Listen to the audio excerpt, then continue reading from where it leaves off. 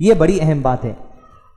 آخری پوائنٹ ہے اچھی اور بری تقدیر پر ایمان لانا. بڑا ہی اہم نقطہ ہے, بڑی توجہ سے سنیں. یہ معاملے میں لوگ سوچ کے کدھر کی نکل جاتے. 5 سے 10 منٹ باقی رہ گئے ہیں, بڑی توجہ سے نقطے کو سنیے کہ تقدیر پر ایمان اصل میں علماء کرام کیسا سمجھائے. میں یہاں بیٹھے ہوا ہوں, تقدیر میں لکھے ہوا ہے, بے شک. آپ یہاں بیٹھے ہیں, تقدیر میں لکھے ہوا ہے, بے شک. کل کے دن آپ کچھ گناہ کر دیے تھے, تقدیر میں لکھے ہوا تھا, بے شک. شک نہیں ہے. تو تقدیر میں ہر چیز ہو رہی تو گھر میں خالی سوتے پڑے رہ جائیں گے, سب چیز تو ہو رہا ہے. تو پھر یہی سمجھنا کہ تقدیر میں سونا ہی لکھے ہوا تھا. تقدیر کے معاملے میں جو لوگ ذہن لڑاتے, کدھر کی نکل جاتی پتنگ کٹ کے, دکھتے بھی نہیں, پھر دور دور تک اسلام میں. توجہ سنیں, علماء کرام نے کہا کہ تقدیر کا یہ جو معاملہ ہے, تقدیر جو لکھی ہے, 2 باتیں. سب سے پہلی بات یہ, زمین اور حدیث میں ہے, نبی صلی اللہ علیہ وسلم نے فرمایا زمین اور آسمان کی تخلیق سے 50,000 سال پہلے, کتنے؟ 50,000 سال پہلے اللہ سبحانہ و تعالیٰ نے لوح محفوظ کی تخلیق فرمائی. کس کی؟ لوح محفوظ. لوح کہتے ہیں تختیوں کو, محفوظ یعنی سیف جگہ. لوح محفوظ یعنی محفوظ تختیاں جس میں قیامت تک ہونے والی تقدیر لکھ دی گئی, مقادیر لکھ دی گئی. کون سا جھاڑ اگیں گا, کون سا جھاڑ گریں گا, کون سا بندہ پیدا ہوگا, کون سا بندہ کب مریں گا, آپ کب دال کھائیں گے, آپ کب بریانی کھائیں گے, ہر چیز لکھی ہے لوح محفوظ میں. ایمان رکھنا. اب لوح محفوظ میں جو لکھ دیا گیا, علماء کرام نے کہا وہی تقدیر ہے. لوگ انگلیاں دیکھ لیتے بیٹھتے, یہ لائن ایسا جاری نہ تم پانی کے جہاز کا سفر کرتے, ایسا اچھی میں یہ انگلی اچھی ہے, لکیر اچھی ہے آپ کی, اچھے ہے تقدیر اچھی. 2 جٹوں والے تو پیچھے 2 شادیاں ہوتے کہتے. پیشانی کو دیکھ کے لوگاں تقدیر معلوم کرے. تقدیر وہاں ہے لوح محفوظ میں. تپیلی پہ دیکھ کے, ہتیلی میں دیکھ کے لوگاں بات کر. لوح محفوظ میں جو لکھا ہے, علماء کرام نے کہا کہ تقدیر کو ایمان لانے کے لیے 4 بنیادی باتیں ضروری ہیں. 4 باتیں سمجھنا تو تقدیر پر ایمان سمجھنے آتا. 4 بنیاد پہ تقدیر ٹکی ہوئی ہے. سب سے پہلا علم, بولیے سب سے پہلا علم. کس کا علم بعد میں دیکھیں گے. اس کے بعد کتابت, کتابت یعنی لکھ دیا جو گیا. چوتھا ارادہ, مشیت, کس کا, وہ آگے دیکھیں گے. چوتھا تخلیق, کس کی تخلیق, وہ آگے دیکھیں گے. علم, کتابت, ارادہ, تخلیق.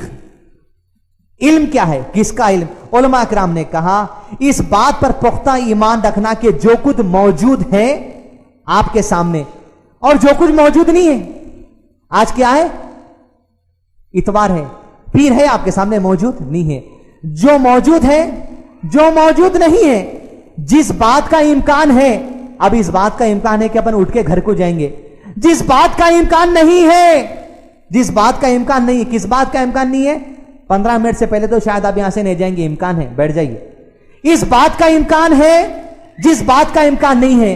جو بات موجود ہے, جو بات موجود نہیں ہے, اللہ سبحانہ و تعالیٰ نے ایسے تمام چیزوں کی تفصیل اپنے علم میں ہے. کس کے علم میں ہے؟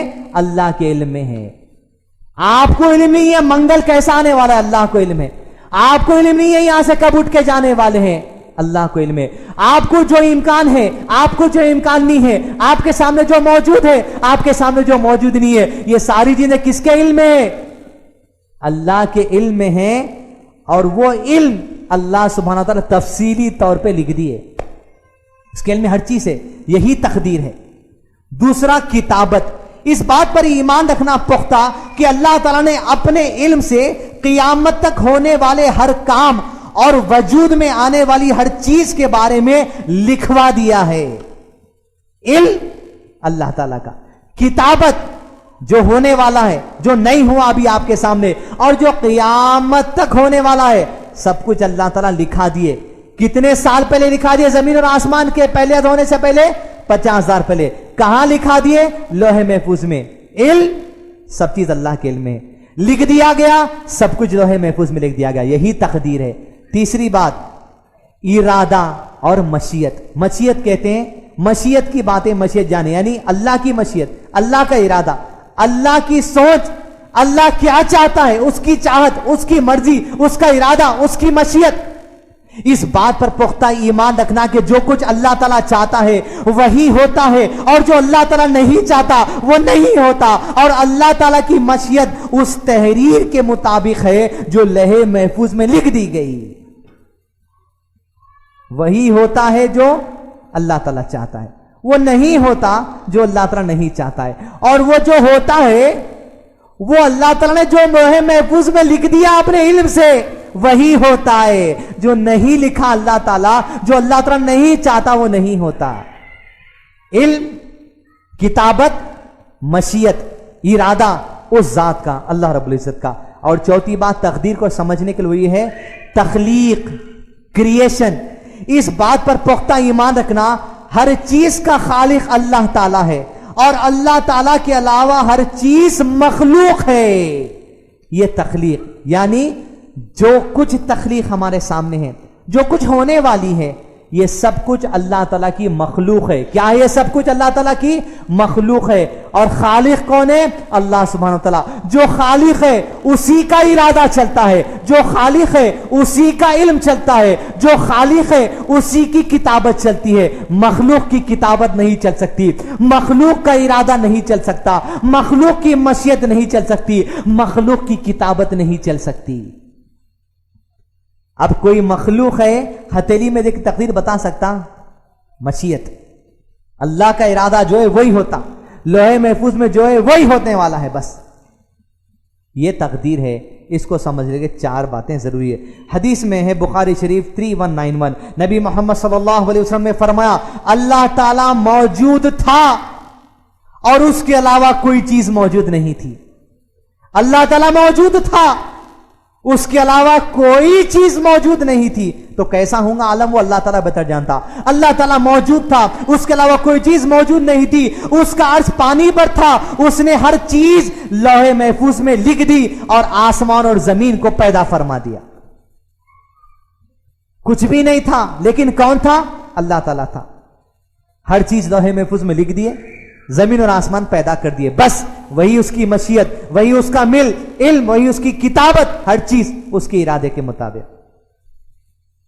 उसके बाद हदीस और जामे सगीर हदीस 785, नबी सल्लल्लाहु अलैहि वसल्लम ने फरमा कोई बंदा उस वक्त तक मोमिन नहीं हो सकता जब तक कि वो अच्छी और बुरी तकदीर के अल्लाह की तरफ से होने पर ईमान ना लाए, और जब तक उसे यकीन ना हो जाए कि जो कुछ उससे पहुंचने वाला है और वो उससे दूर होने वाला, दूर नहीं हो सकता, और जो कुछ उससे दूर रहने वाला है वो उसे पहुंच नहीं सकता, वो उससे मोमिन नहीं हो सकता आदमी। यानी नबी सल्लल्लाहु क्या फरमाए? मोमिन नहीं हो सकता आदमी उस वक्त तक, कब तक? जब तक कि अच्छी बुरी तकदीर ईमान ना लाए।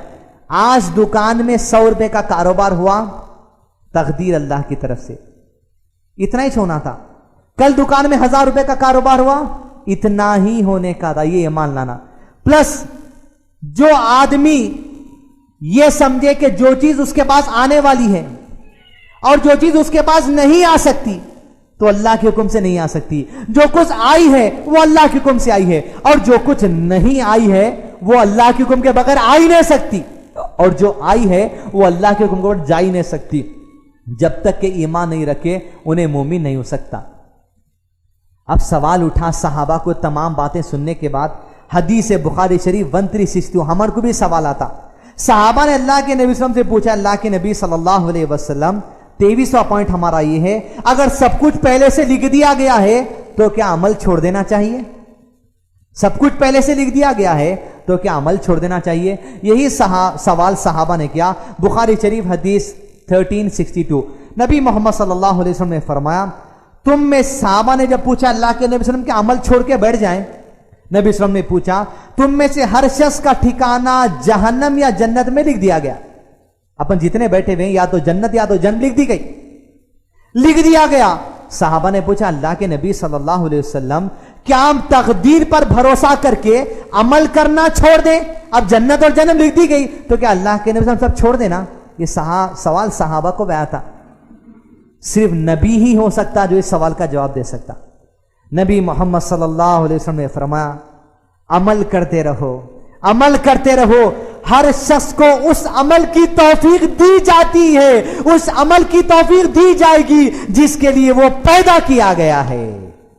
اگر تم جنت کے لیے پیدا کیے گئے ہو تو جنت حاصل کرنے والے عمل کی توفیق اللہ تم کو دے گا، عمل چھوڑ کے مت بیٹھو۔ اگر جہنم کسی کو لکھ دی گئی ہے، جہنم کے عمل کرتے رہتا پھر عمل کرتے چلے جاؤ۔ نبی صلی اللہ علیہ وسلم نے فرمایا عمل کرتے رہو، ہر شخص کو اس عمل کی توفیق دی جائے گی جس کے لیے وہ پیدا کیا گیا ہے۔ جو شخص اللہ کے علم سے سعادت والوں میں سے ہے اس کو سعادت کے عمل کی توفیق حاصل ہوگی، جو شخص اللہ کے علم میں بدبخت لوگوں میں سے ہے اس کو بدبخت بننے کی توفیق ملتی جائے گی۔ سبحان اللہ۔ تو عمل چھوڑنا نہیں ہے، کرتے جاؤ اللہ کی توفیق سے۔ فرعون جہنمی ہے نہیں ہے، قرآن میں فرما دیا گیا اس کی زمین، اس کی لاش کو نہیں نکلا سمندر اور زمین،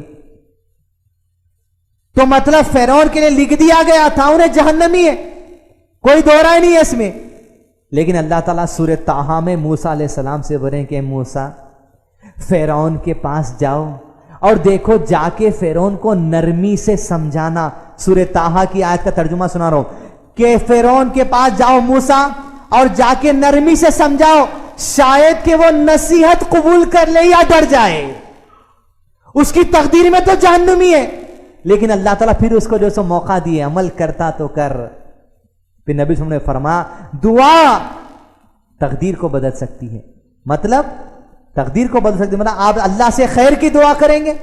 جب اللہ نبی صلی اللہ علیہ وسلم نے فرمایا جب بندہ ایک قدم آگے بڑھتا ہے تو اللہ 10 قدم آتا ہے، جب بندہ تیزی سے چلتا ہے اللہ دوڑ کے طرف آتا ہے، مطلب بندہ چاہتا ہے ہدایت اللہ عطا کرتا ہے ہدایت۔ فرعون سے کہا گیا تھا جاؤ فرعون کے بعد نرمی سے سمجھاؤ، شاید مطلب امید ہے شاید ڈر جائے یا نصیحت قبول کر لے۔ عمل سے مت رکو، کرتے جاؤ۔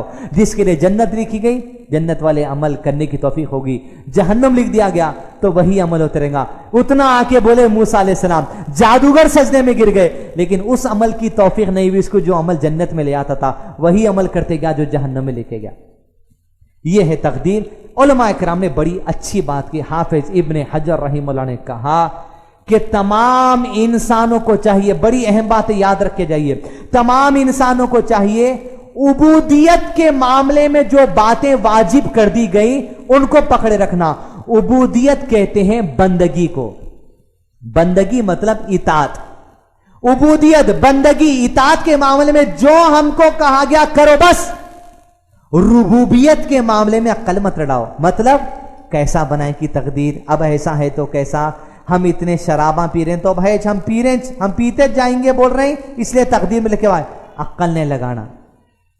تم کو جتنا کہا گیا اتنا کرو، نماز پڑھنا بولے پڑھو، زکات دینا بولے دو، شرک نہیں کرنا بولے شرک مت کرو، بندگی کا حق ادا کرتے رہو۔ ربوبیت کے معاملے میں اللہ جو تخلیق کرا، لوح محفوظ ہے، جنت ہے، جہنم ہے، وہاں عقل مت لگاؤ، جتنا بولو اتنا کرتے جاؤ بس۔ اگر غیب کے باتوں میں عقل لڑائیں گے تم خود غیب ہو جاتے، پھر دکھتے نہیں دور دور تک۔ پوائنٹ نمبر 24 تیزی سے آپ کے سامنے بیان کر دوں، بڑا